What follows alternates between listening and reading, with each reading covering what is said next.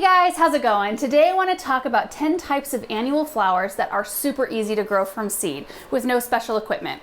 So no need to start these inside early under grow lights. It's simply putting these seeds in the ground at the right time, keeping them watered, and then just watching them grow.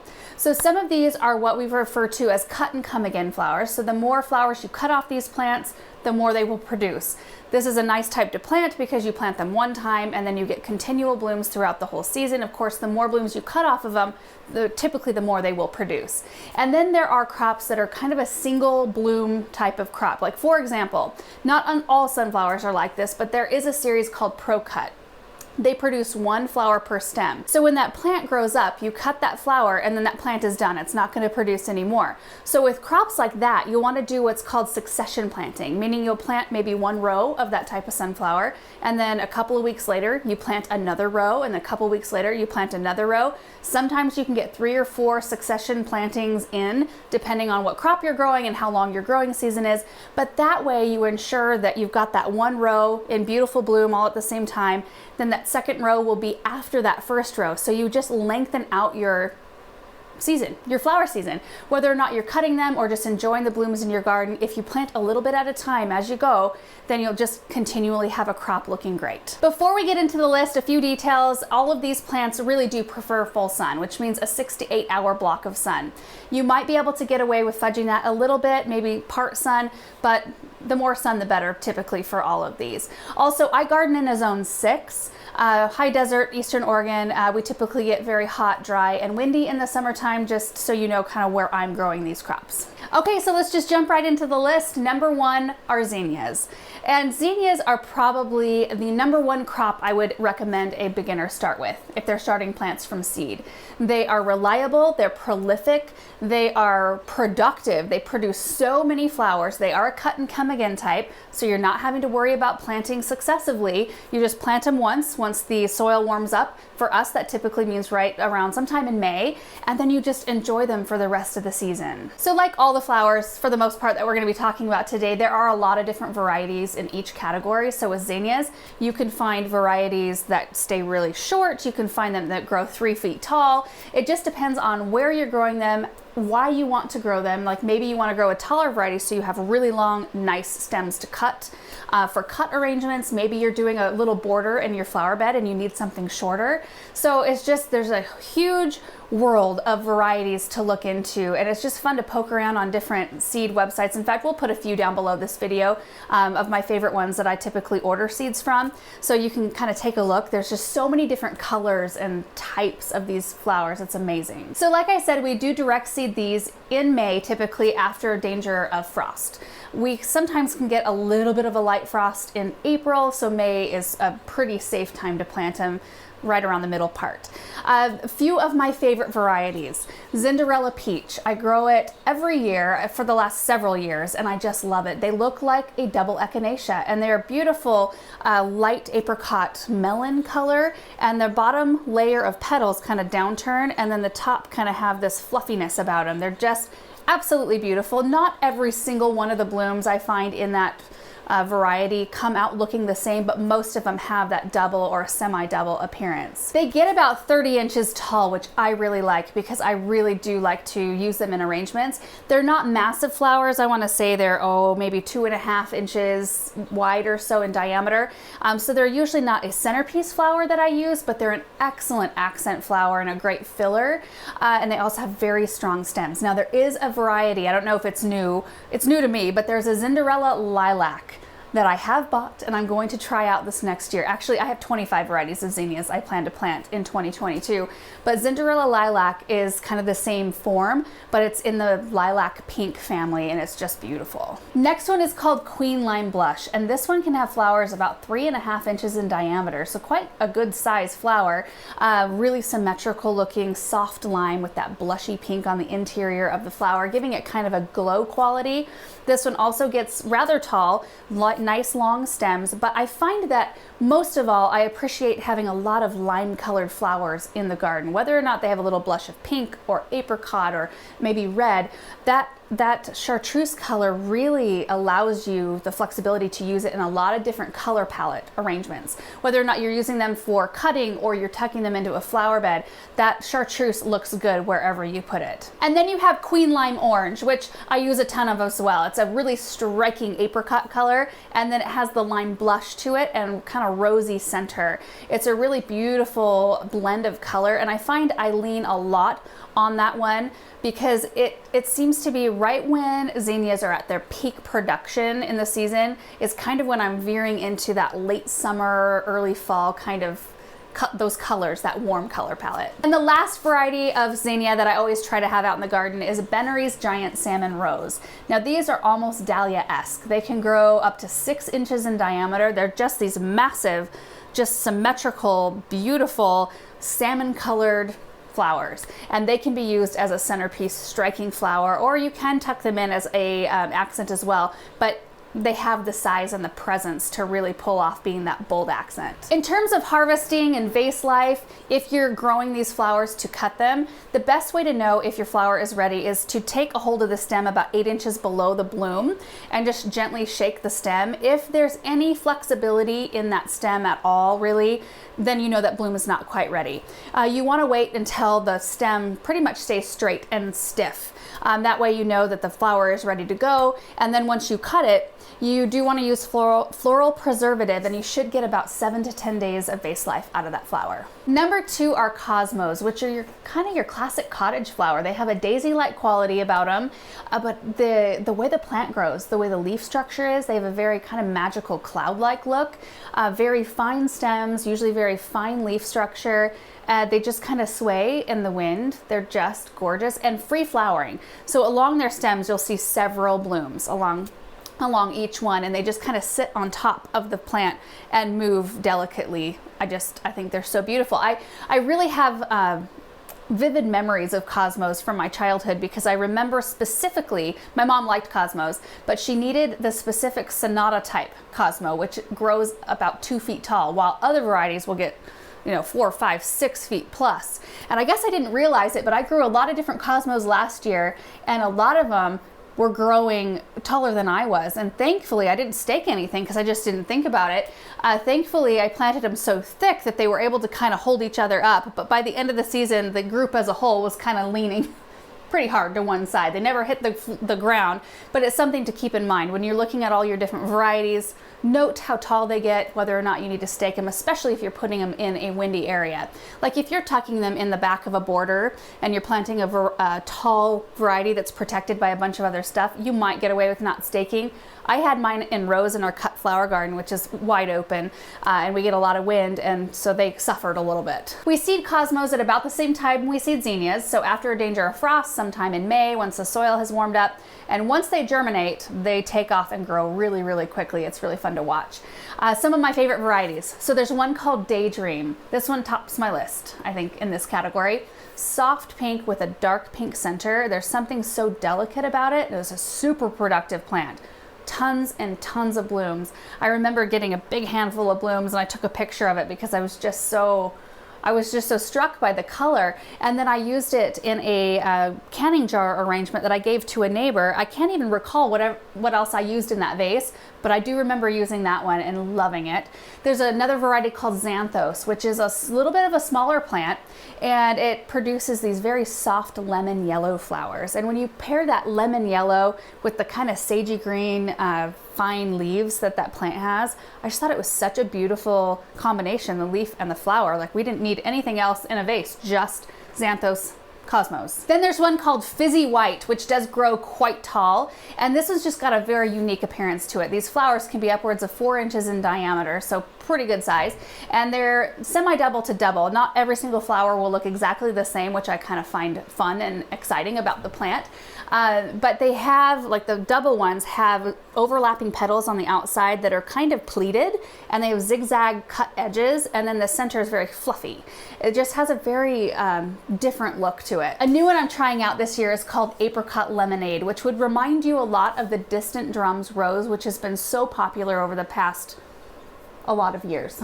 It's been popular for a long time, and it's got that really gorgeous like peach color with like a smoky lavender, some pink in there, there's some yellow, and I cannot wait to see what that looks like in a Cosmo. In terms of harvesting and vase life, flower preservative is recommended for this one as well, but you'll notice that, you know, the blooms are multiples on each stem, so you'll want to pick them when the first bloom is starting to open. You don't want it to open all the way or have several flowers open all the way, because then pollinators will come in and start pollinating. That actually reduces vase life. So if you can get after it right when that first one's starting to crack open, it's a perfect time to cut it.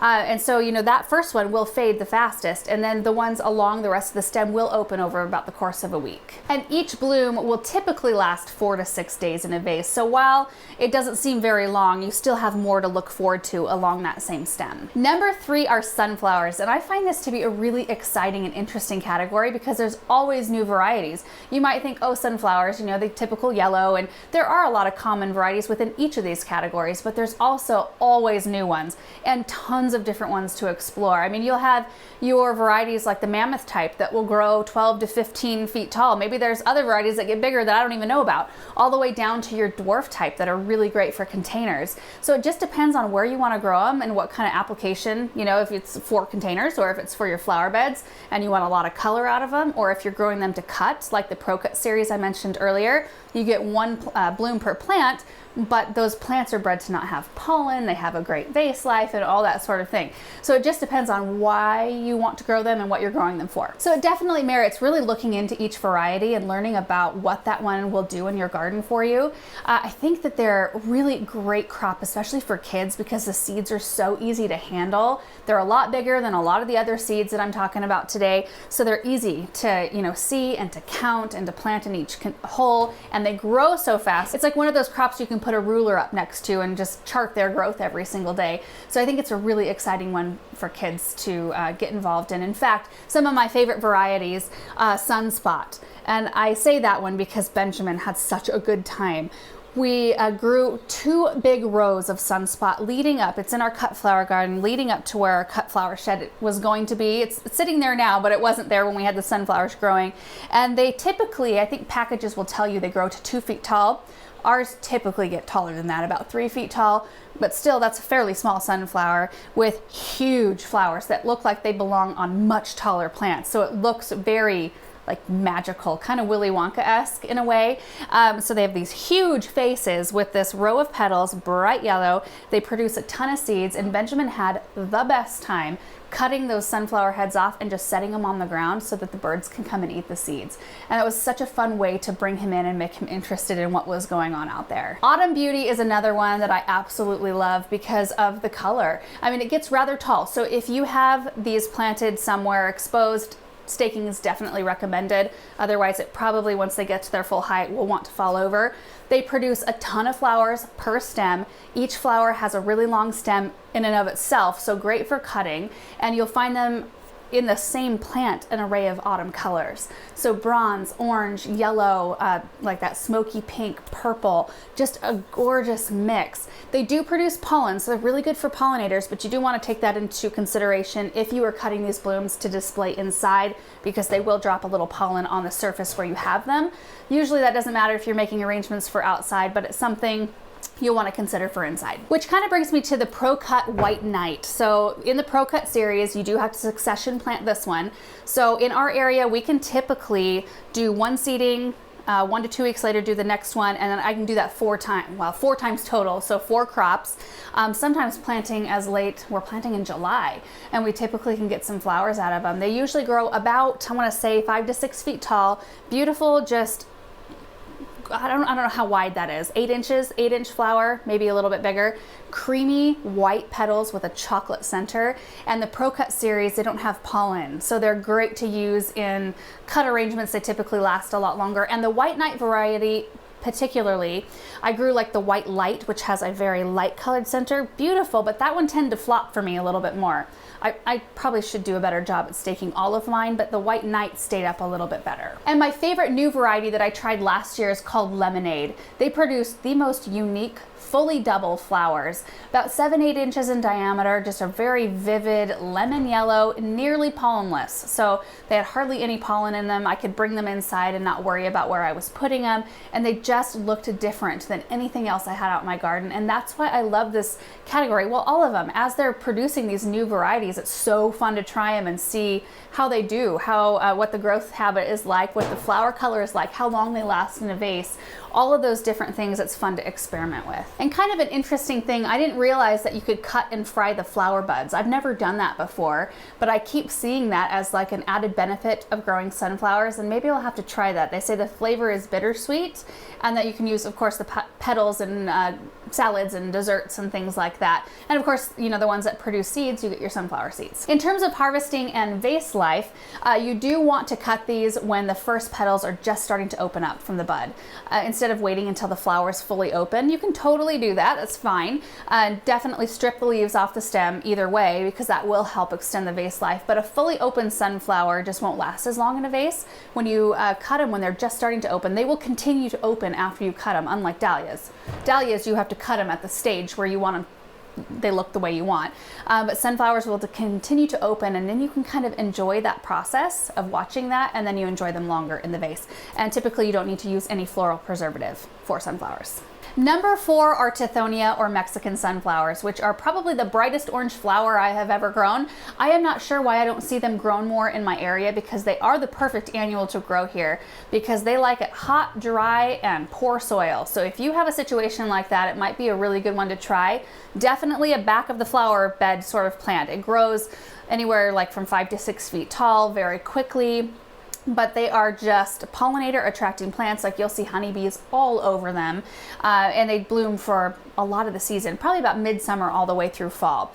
You do want to seed this one after danger of frost, like our others, once the soil temperature has warmed up. And this one's interesting because this one needs a little bit of light to germinate. So you want to barely cover that seed, or not at all. Just make sure you keep it moist until it germinates. But typically at that temperature, they germinate fairly quickly. So like most all other flowers, the more you deadhead this one, the more it will bloom, the more color you will see. And I feel like it's a great one for your cut flower garden or for your flower beds, because of how beneficial it is for pollinators. Now, if you are going to be using these as cut flowers, it's best to do it once the flowers are almost open, like 90 to 100% open. And then you want to put them in some warm water. Just let them stand in warm water for a while before you arrange them. And then you keep deadheading them. If you've got several blooms per stem, keep deadheading them, and that will prolong the life of the blooms that remain. Number 5 are Bachelor's Buttons, also called cornflowers. Botanical name is Centaurea. These are a classic cottage favorite again. Great for cutting, great for just color in your flower beds, because they do bloom for quite a long time.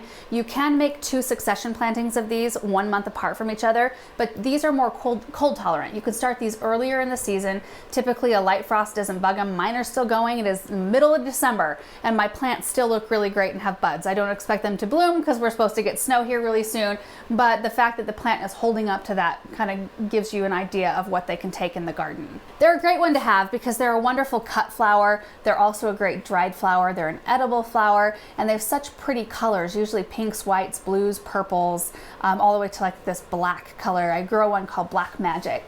They look great on dessert plates as a garnish, or in salads, things like that. They just really kind of dress it up, make it look pretty, but they're also really good for beneficial insects as well. They have semi-double to double flowers, and they're not huge. They're a smaller statured flower, 1 inch to 1.5 inches diameter. So you can make a succession planting of these, but if you do deadhead these regularly, they will bloom for a really long time out in the garden. So some of my favorite varieties, there's one called Classic Romantic. It is the most sweet blend of soft pink, like the softest pink, medium pink, and darker pink.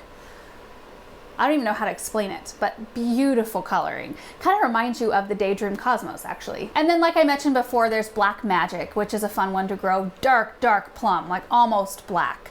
It's just a really striking color, especially when you pair it up. I have some pincushion flowers that are white nearby, and that was a really pretty contrast. Then there's Classic Magic, which is a mix of like black and plum, plum and white, and purple. Beautiful blend. And then there's Florist Blue Boy, which is kind of your classic blue, rich blue cornflower.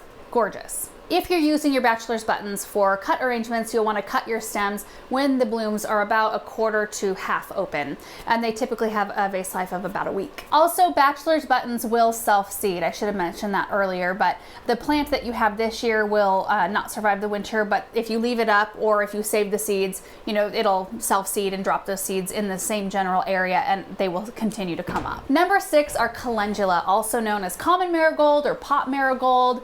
I think there's some other common names it goes by, but it's a wonderful, versatile plant. I think some of them are rated down to maybe a zone 7, possibly a 6. Many varieties will self-seed just like your Bachelor's Buttons, but there's a lot of different uses for this plant, not only just for cutting or for color in the garden, but they're also edible flowers, and they're also used in a lot of medicinal things. Now that's a whole different subject, but a lot of times you'll find calendula as a main ingredient in skin type ointments. I actually did a video not long ago where I made calendula salve.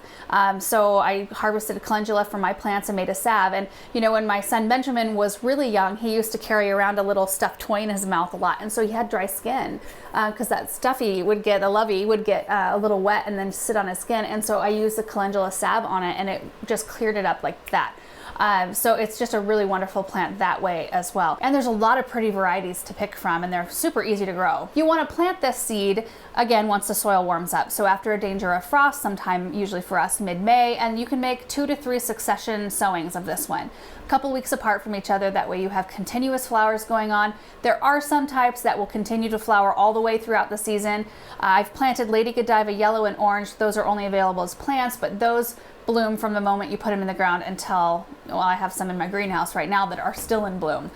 So it kind of just depends on what you want there. And then there are some that are almost fully double, which means those varieties won't spread around in your garden like the kind of classic calendula varieties will, that will self-seed. Sometimes you want that though. A couple of my favorite varieties are zeolites, which is a beauty. So the petals are kind of an orange bronze that go down to a pink, the bottom is yellow, and the back is maroon. So you get a ton of different colors, a lot of interest in that one variety.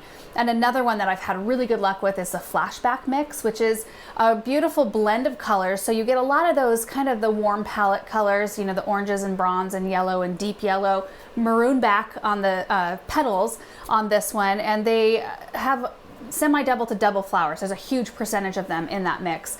So it's a really beautiful one because you feel like you've just mixed a whole bunch of different varieties together in one plot and grown just this big bouquet right there. For harvesting calendula, if you're using your flowers in cut arrangements, wait until your flower is about halfway open, and that's the perfect time to cut it. It will continue to open and they'll last for about a week in a vase. If you are using them for edible purposes, you'll want to wait till the flower's all the way open and just use the petals. Don't eat the calyx, which is what holds the petals in, or like the back of the flower, like the bud. Those are super, super bitter, and they're not tasty at all. Number 7 are sweet peas, which are another old-fashioned favorite, fragrant, beautiful vining type plant. So you do need to make sure you've got something for them to ramble on, whether it be a trellis or an arbor, a fence, something that they can climb on. They will do it on their own. You don't have to train them, which is very nice. Most people will tell you to start them early inside, which I've done the last 2 years, and I'm not going to do that anymore because typically they're a cool season loving plant more than a really hot season loving plant. So in the summertime, mine still are going out there in our cut flower garden. We get over 100 for weeks on end. They'll lull a little bit. You'll have a few flowers kind of underneath, but then they pick back up and start blooming again, usually toward the latter part of summer. But what happens to mine if I don't direct sow them, which you can do that really early as 6 weeks before your last frost, which that's pretty early, and it's kind of nice to get a crop in the ground and get it going. You do want to pre-soak your seeds, whether you're starting them inside or outside. 24 hours, put them in some water and then plant them, because that helps soften up the outer shell of the seed so that they can germinate easier. But I think what that will do for mine, that's how I always used to plant them, and I don't know why I started to plant them inside, but we're so windy here. We have the windiest springs, and then I usually, like the last 2 years when I have started them inside, I have these gorgeous vining plants that are already this tall,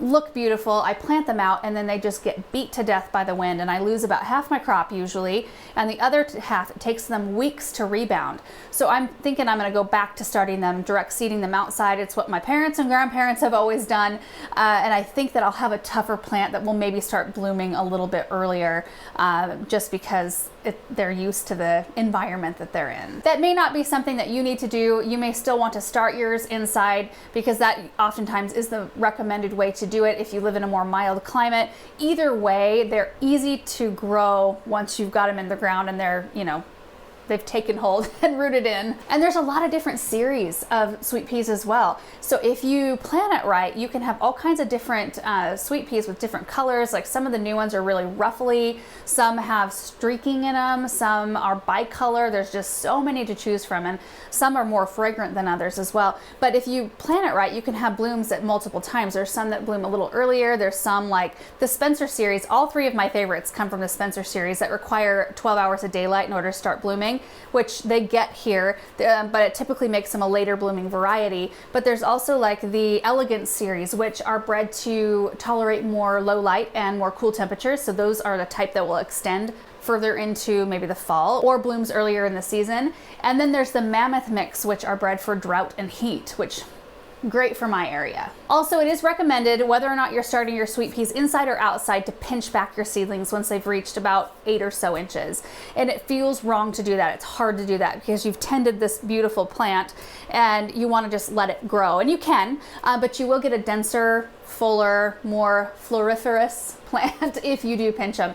So you take that main stem, if you've got a plant like this, and you just pinch it down a little ways, usually leaving a few sets of leaves, and you just pinch it down to maybe like 2 or 3 sets of leaves up right above a set of leaves. And that will make the plant create new ones, new branches, double the branches, and it just makes for a fuller plant. My absolute favorite variety that I've grown thus far is called Old Times.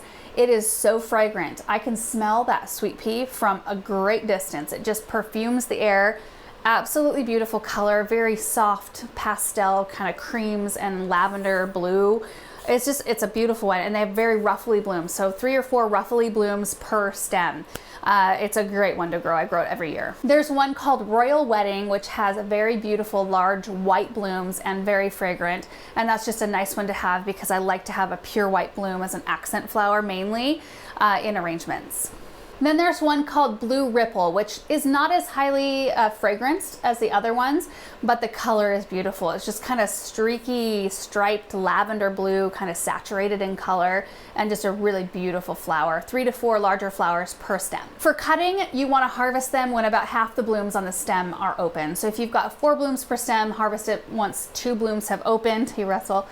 And usually get 4 to 6 days vase life out of them. Not a super long one for a vase, but absolutely worth it. The more you cut too, the more the plant will produce flower-wise. Number 8 is White Finch Orlaya. The other name for it is White Lace Flower, which is a great name because they do look lacy. They come up in the kind of these discs that are 2.5 to 3.5 inches wide, and they're just covered in this intricate pattern of bright, pure white petals. After the petals are gone, you have these really interesting green seed pods, and then those open to, the brown seeds, but the seeds are really interesting in and of themselves. You do have to use gloves because they're a little sharp, the seeds are, but with mine, I typically just grab a handful of seeds after I pull my first crop and then just sprinkle the seeds right back in the ground and they grow again.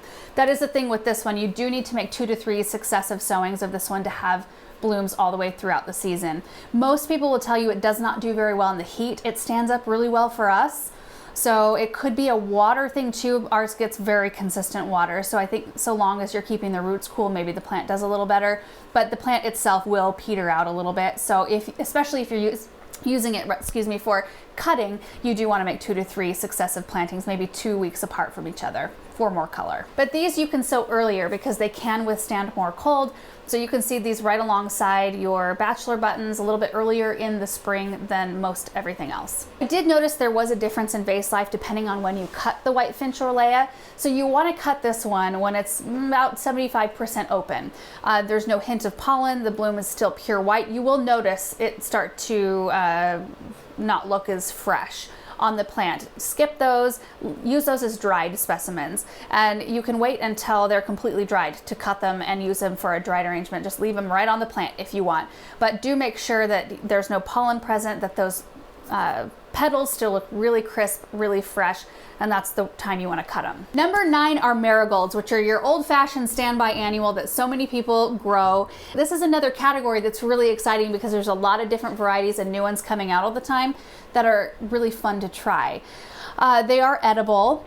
They are good for companion planting as well in vegetable gardens. They do have a smell, definite smell. You I find either like it, it's got a nostalgic quality, which is what it holds for me, or you just don't care for it, in which case, use it in your vegetable garden, maybe not right up next to your door. But there are different different types rather, of marigold, and I don't know all of them that exist, but there are ones like African marigolds that have really large flowers, long, strong stems, making them really good for cutting. There are signet or gem type marigolds, which are like bite-sized, so edible flowers is kind of appropriate. Again, only eat the petals on this one. Otherwise, the rest of the flower is pretty bitter. And then there are French marigolds, which are a smaller statured plant, so really good for containers or the edge of flower borders. So it just depends on what application, where you're planting them in your garden. So these we direct seed in May as well, after danger of frost, when the soil warms up. But I've planted these as late as July, along with a lot of other things we've already talked about: zinnias, cosmos, nasturtiums, calendula, Tithonia, some varieties of sunflowers as late as July, and I still get production out of them. And it will depend on specific variety and how long your growing season is, but it's a fun thing to experiment with, even if you're doing a very small amount. Pinching them when they're young does encourage more of a dense full plant, more blooms, and deadheading them regularly is important too in order to increase blooms. A few of my favorite varieties. So classic ones that my parents have carried down at the garden center in their bulk seed bins forever, and I like to grow them. Crackerjack, 36-inch tall marigold, massive, huge, beautiful flowers, a mix of colors. I do find that it depends on where I put them, but I do find that sometimes staking is required. Not staking so much as just like creating a barrier or a border around them, so there's something to kind of lean on. I put some in a raised bed last year, and I didn't put anything around them, and they kind of wanted to like splay out a little bit because they got so tall and they were too exposed. If you're tucking them in a flower bed along with shrubs and perennials and things and kind of just tucking them in there, they'll stay up a lot better. Petite marigolds I really like because those top out at about a foot, I think, and they have really sweet looking blooms, a little bit more red I find in that mix of marigold, and the smaller flowers. Couple of varieties that I'm going to try out this next year that I'm excited about are called Illumia Vanilla Cream. So this plant only grows 10 to 12 inches tall, so it might not be the best one for cutting. So I'm thinking of maybe tucking it along the edge of a flower bed, but they produce like 2.5-inch diameter, soft yellow anemone type blooms. I think that's going to be a really fun one. And then the other one is called Nocento Lime Green, which again, the chartreuse flowers, I'm excited to have those out in the garden. These grow taller, so better for cutting. 28 to 32 inches, I think, is how tall they're supposed to get, maybe 26 inches. Anyway, the really interesting thing about this one, other than its color, is that it's nearly scentless, odorless, whatever. So it doesn't have that traditional scent. So if you are one of the type who does not like the smell of marigolds, this might be a fun one for you to try, because then you don't have to deal with the smell, but you get the really beautiful blooms. These have blooms up to 3 inches in diameter that start off like a kind of a deep lime green and then age to a soft yellow. Interesting thing that I read that doesn't affect me, but I know it affects a lot of you guys, is that some marigolds, the lighter colored ones like the Nocentos, are more attracted to Japanese beetles. So if you have Japanese beetles, a lighter colored marigold might not be a good one to try, maybe. I mean, you just never know.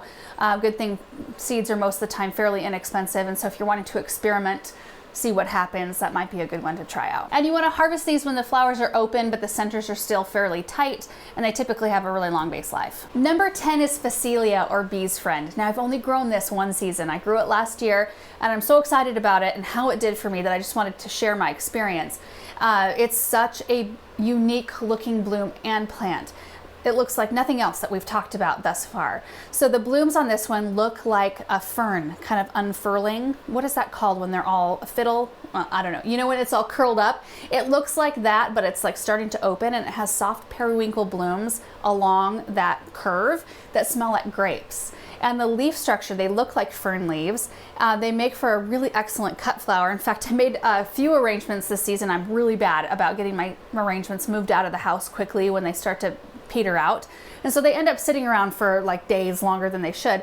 But that Phacelia just still looks beautiful because it's dried right there in the vase, and it just looks like, it almost looks like it did right when I picked it. And the name Bee's Friend is a perfect one for this plant because the honeybees were just covering this one nonstop. It was really incredible. So I want to get some of this planted like right away. I planted mine really late this last year. I planted it in the raised bed that I had the anemones planted in up in our raised bed garden.